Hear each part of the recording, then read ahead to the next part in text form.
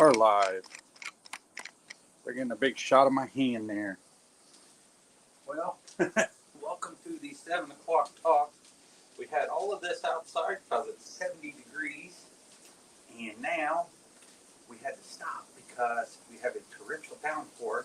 And this place just holds water like nobody's business.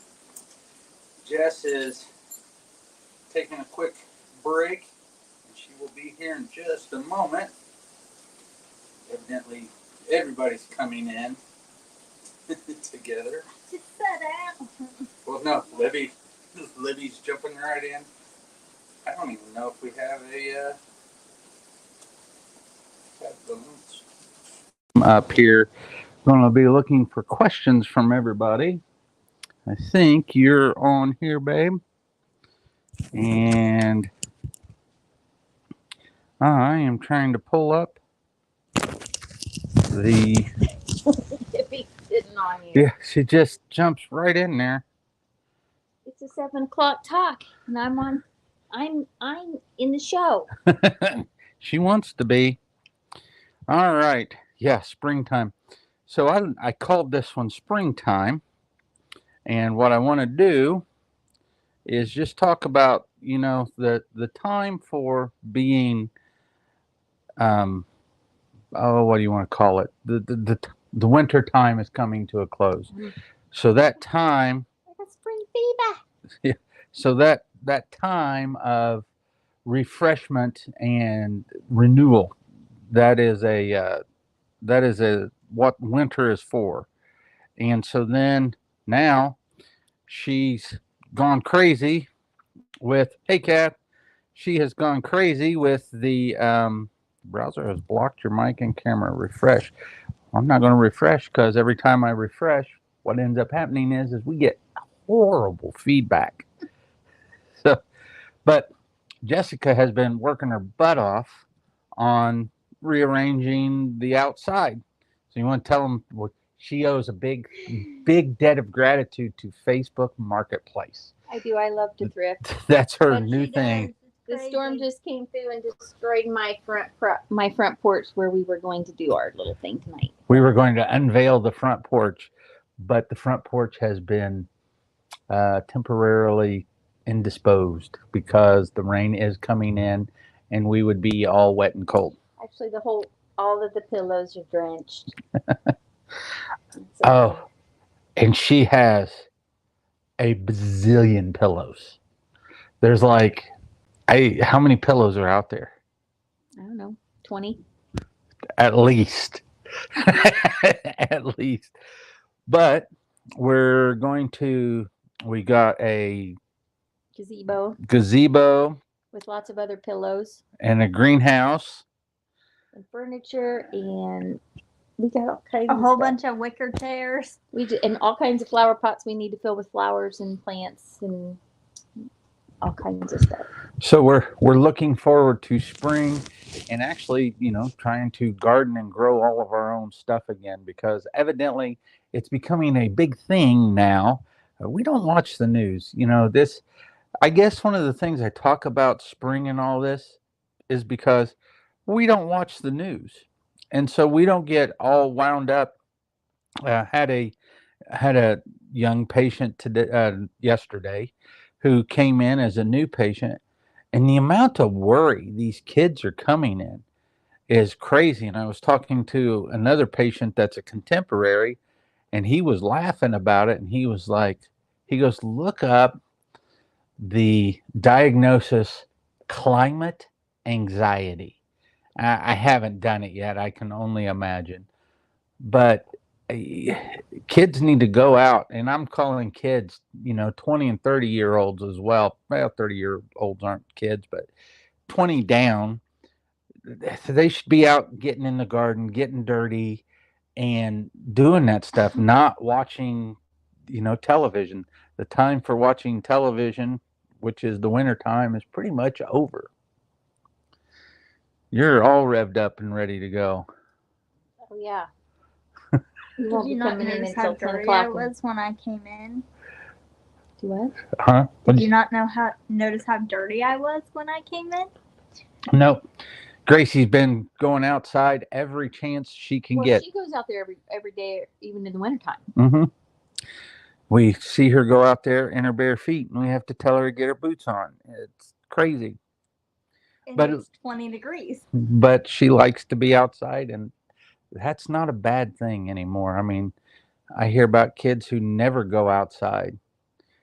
We've got a patient right now who we're working with who is a 20-something-year-old and has back pain. You know, it was really rare for me to ever get a 20-year-old with back pain. And we now have 20-year-old, well, but you have a reason. And so, you know, people without reasons are coming in with no injuries, no nothing, just has unrelenting back pain. And so we start to talk, do a range of motion, and range of motion's pretty good, but there's still pain. And so when we go to talk about diet, guess what they're eating? McDonald's. Actually, no. SpaghettiOs and pizza. I mean, same vein of food, surprisingly not McDonald's. But yeah, and then once again, go to look at the tongue, and the tongue is split. So this person is definitely gluten sensitive. And then go to look at the lunulas on the nails, and a 20-year-old without lunulas on the nails. And that's just kind of unheard of. So I don't know. I put out a little TikTok on that patient saying, you know, us older ones, I guess, need to teach these kids, get away from the news. You know, I was told to, oh, you need to go watch the red pill something or other is a news page. And I'm like, if it's going to make me like you, I don't want to. I mean, and we talked about that, you know, how anxious they are and everything else. And why would we want to be that way? I just want to grow flowers and sit on my porch. That porch is amazing. And so I guess I'm thinking of springtime as that time to de-stress and get outside and not think about anything but being in the garden, but planting your flowers. That's all I got on my head. I've sprouted curly willows. I got pussy willows sprouted in my living room. I can't wait to go to buy all of my plants. Oh, go show them the grapes and the other one. We got grapes sprouted in our front kitchen. We bought grape plants that were kind of sad, and they weren't holding themselves up, and now they're holding themselves up. And how many avocado trees do we have sprouted in that pot? I don't know, at least 5. I'm going to say at least 5. We can't grow a tomato, but by golly. I will kill succulents, which are supposed to be easy to grow. We can grow avocado trees. Yeah. And we don't even have the climate to grow them. So I'm not sure what we're going to do with them. I guess they'll be indoor plants. We'll just have to road trip to Uncle Paul's and drop them off. We're going to have Uncle Paul an avocado grove in his backyard. Anyway, we got bat houses and bee houses and bird feeders. Flowers galore. Nature everywhere. And that all feeds into, you know, health. The more you're playing, the more you get dirty, the more your body gets exposed to things, and the better off you are. And just that's the movement we're meant to do. You know, going to the gym is just something that's real recent.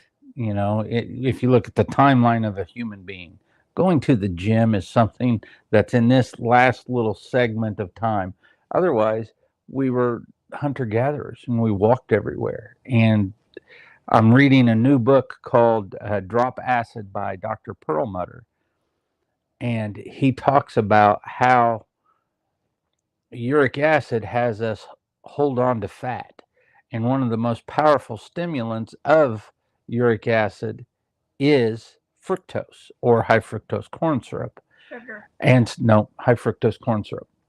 There's a difference. Glucose is used to produce energy. High fructose corn syrup is used to tell the body to pack on fat. So there's a difference. I thought they were basically the same thing. Nope. But that uric acid tells the body to pack on fat, and that was a great survival mechanism, 100 years ago.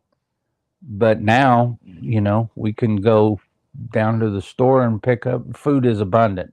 Calories are abundant, and they're too abundant. And if you're turning on uric acid, then you're going to pack on fat, and it's going to be resistant.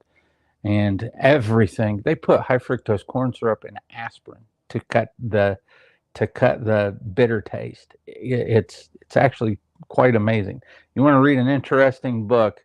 It's Drop Acid by Dr. Perlmutter, and it's not a psychedelic acid. It's a uric acid. So, just some odds and ends. I mean, we really didn't have anything scheduled to talk about. Kathy, you got any questions? And if not, she has a clothes folding party that we have to all attend. Mm-hmm. Life still goes on. Well, if you don't have any questions, Kath, and nobody else has any questions, we're going to hit it and go do our chores. Have a great evening. I have to go turn it off up there.